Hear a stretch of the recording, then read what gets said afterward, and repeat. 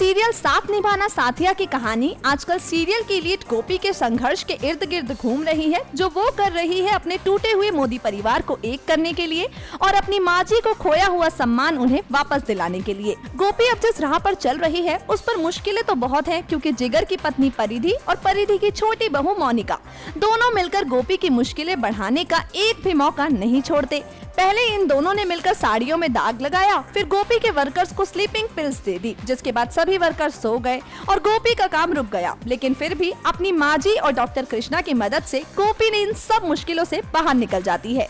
जैसा कि हमने आपको अपनी रिसेंट स्टोरी में बताया ही था, एक बिजनेस एसोसिएट के साथ गोपी की मीटिंग होगी, जो कि उसकी बिजनेस के डेवलपमेंट के लिए बहुत जरूरी है।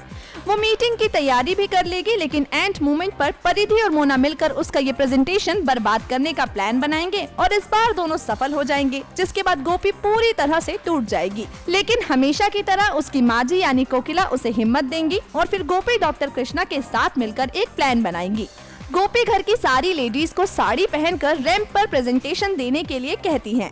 इसके बाद गोपी, कोकिला, उर्मिला, सोना और सोना के साथ मोनिका भी साड़ी पहनकर रैंप पर वॉक करेंगी और साड़ी के डिजाइन सबको दिखाएंगी।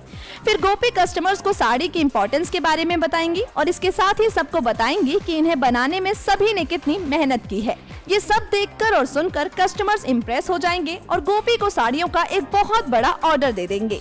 ये ऑर्डर पाकर गोपी और कोकिला बहुत खुश होते हैं, लेकिन परिधि और मोना अंदर ही अंदर ये सब देखकर गुस्सा हो जाते हैं। अब पहली बाजी तो गोपी ने मार ली, अब आगे परिधि क्या नया षड्यंत्र रचती है देखना दिलचस्प होगा। न्यूज रूम से मेघा की रिपोर्ट।